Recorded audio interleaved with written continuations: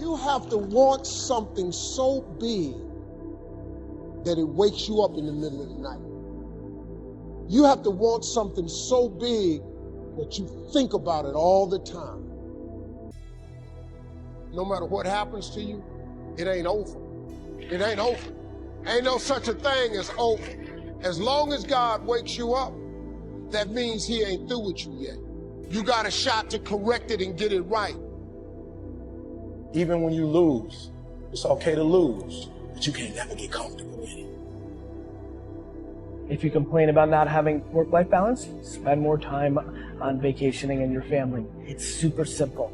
Let your actions dictate instead of sitting there and feeling like you're not in control.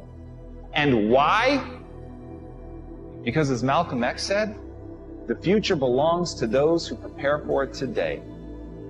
So if you don't put the work in today, if you don't do the unending, back-breaking work of developing yourself into something greater, the world is going to pass you by. The truth is that you are going to suffer. But the way to deal with suffering is accepting that suffering and then recognizing that it is suffering, accepting it, and then letting it sort of have its say, and then moving on. As long as I enjoy what I'm doing, I train hard, I have no regrets, and all I can do is give my best, then it's going to be fine, regardless of the outcome. It's important for me to actually hear criticism sometimes, because I think that's what makes me a better player. And if you getting up going to work on a job every day that you hate going to, that ain't living, man. You just existed. At one point in time, you ought to see what living is like. But the only way to see what living like, you gotta jump. There are moments when you're going to doubt yourself and say, God, why is this happening to me? I'm just trying to take care of my children and my mother. I'm not trying to steal or rob from anybody. Why did this have to happen to me? For those of you that have experienced some hardships, don't give up on your dream. This walk is hard, but the hardest walks lead to the greatest destinations. The toughest climbs always lead to the best views. It will be worth it in the end. As Ernest Hemingway noted, the world breaks everyone, and afterward, many are stronger in the broken places. You have to be grateful for what you can get. Plain and simple. Like, be grateful for what you have, because that's, like, we're lucky to even be here. You have to start in that mindset. It's like, you can't, that's the problem with social media right now, is that you're comparing yourself to people that have like this large success, and you're like, I want to play there. But you first have to go with what you have in front of you and make that meaningful.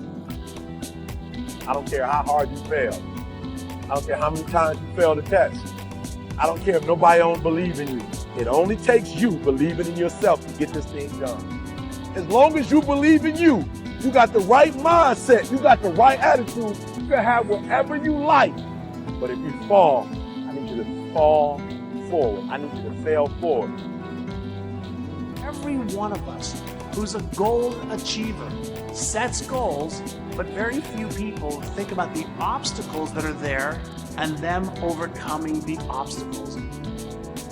To understand, the only difference between the possible and the impossible is your set of skills, a belief in yourself. Getting better isn't a hack or a trick or a one change that you need to make. That most of you say you want to be successful, but you don't want it bad. You just kind of want it. You don't want it badder than you want to party. You don't want it as much as you want to be cool. Most of you don't want success as much as you want to sleep.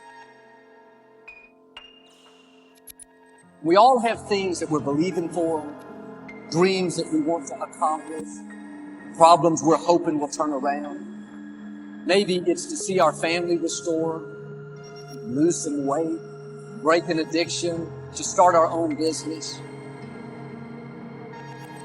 But sometimes, as it goes on, month after month, even year after year, we don't see anything changing. It's easy to get discouraged and think, it's never going to happen. This is as good as it gets. I'll just learn to live with it. We all go through disappointments, setbacks, loss. Pain is a part of life. It's easy to get discouraged, even bitter. Why is this happening to me? But my question is, why isn't everyone? To me, it comes down to the strategies that you use. There really isn't anything objectively good or bad. There isn't anything that happens to you that can't be overcome. There isn't anything that could happen to you. Anything. You can't afford not to be you. You can't afford just to go to work so you can get a check. You cannot afford not to see what your greatest is. You can't afford not to put your foot all the way down and see what you can get out of life. You can't afford not to be you.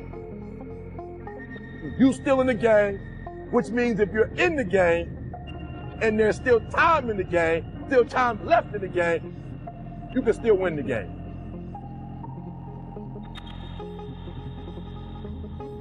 Giving up your personal history.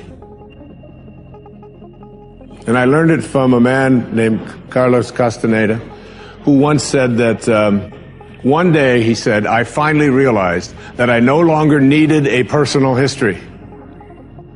And just like drinking, he said, I gave it up. And that, and only that, has made all the difference in the world. You know the nice thing about giving up your personal history? Is that if you don't have a story, you don't have to live up to it. All of us have these bags of manure that we carry around with us, called our past, and the people who have done things to us, and the events and the circumstances, all of this stuff that we use and we bond to. And we bond ourselves to these wounds of our past, and we identify ourselves on the basis of these wounds. And every once in a while we set it down and we reach in there and we smear it all over ourselves. And then we wonder, why does my life smell so bad? I don't understand this. When in fact, the now, this moment, merging yourself into the now, means that you may have been in a relationship. I had a woman from Holland who came over to see me, whose husband had left her after 25 years. She had 4 children, and she just had been on the verge of suicide. And she was losing weight, and she was depressed, and she was taking all kinds of drugs for it, and she was getting sicker and sicker because she just couldn't get over it. And she came to a book signing that I was doing at a bookstore down in Florida. And she said, you've got to say something to me. You've got to say something to me that will help me to get over this. And I told her this line. I said, give up your personal history. Merge yourself here, now, into this moment. And those 25 years are something, if you want to understand how to do it, think of your past as, oh, this hat. And this is your past. Now, you can't just set this thing down over here and walk away from it and give up your personal history, because you'll always have it there to look back at. What you do is you pick up your past and you embrace it. You understand it, you accept it as, I had to go through these things that I had to go through in order for me to get to this place today, and the evidence for that is that I did. You don't need any more evidence. You did. And then you toss it. You toss it. You embrace it and you toss it. And you merge into the now by giving up your attachment. And some of you have heard me use the metaphor of the wake. Alan Watts talked about the wake is not what drives the boat. The wake is just a trail that is left behind. That's all it is.